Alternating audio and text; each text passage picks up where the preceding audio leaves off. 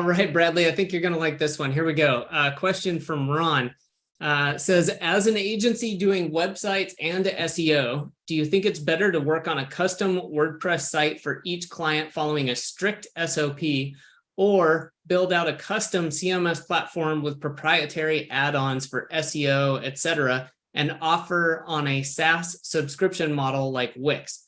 I've been doing WordPress for years, but looking at options to simplify operations as each site is taking heaps of time and trying to minimize admin as much as I can. Yeah, I mean, that's a good question. I'm not a web designer. I've never had any desire to do that, specifically for some of the reasons you just mentioned in that question. You know, there's a lot of customization for, higher end clients, especially. I know there's a lot of money in it, but there's so much customization. I prefer more templated type services. In the tree service industry, I've been fortunate. Most like 9 out of 10, if not 9.5 or 9.9 out of 10, tree service guys don't give a shit about their website.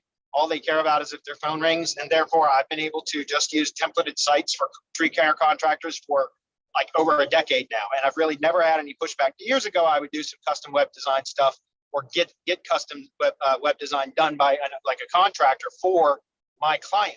But I've realized over the years that just added complexity to a business, an industry that really doesn't care.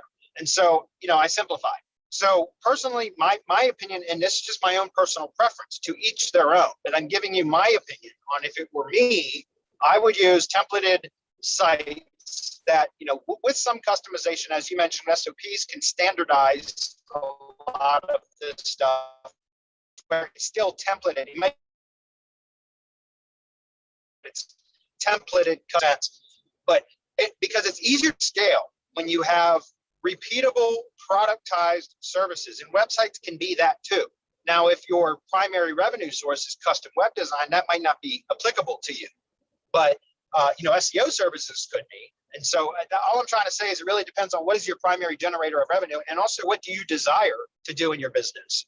Because if custom web design is just draining the life out of you, which it may be, I don't know. I'm just saying, if it is, then perhaps you want to get out of that, because just to get your sanity back, right?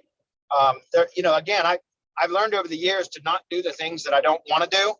Just either hire it out or just don't offer that at all. And web design is definitely one of those things. I don't have any desire to do web design for anybody. So if I am going to do it for somebody, it's going to be a templated site that is productized so that I can duplicate very quickly and easily, and it's not something that we have to spend a lot of time on, right? I'll make it up in volume or in additional services such as SEO. Yeah, I totally agree with that. I think, Bradley, you hit the nail on the head with, figuring out what it is you want, you being Ron, what you want, and going that direction. It sounds like both of these are doable, so long as the market's there. I don't know if people want, if they're on WordPress, will they be willing to switch to your custom CMS? If they are, maybe that's a solution. But if you don't want to do that, then yeah, following a strict SOP means you can offload that to someone else, so you don't have to be, doing the admin. So yeah, I think Bradley had some good advice there.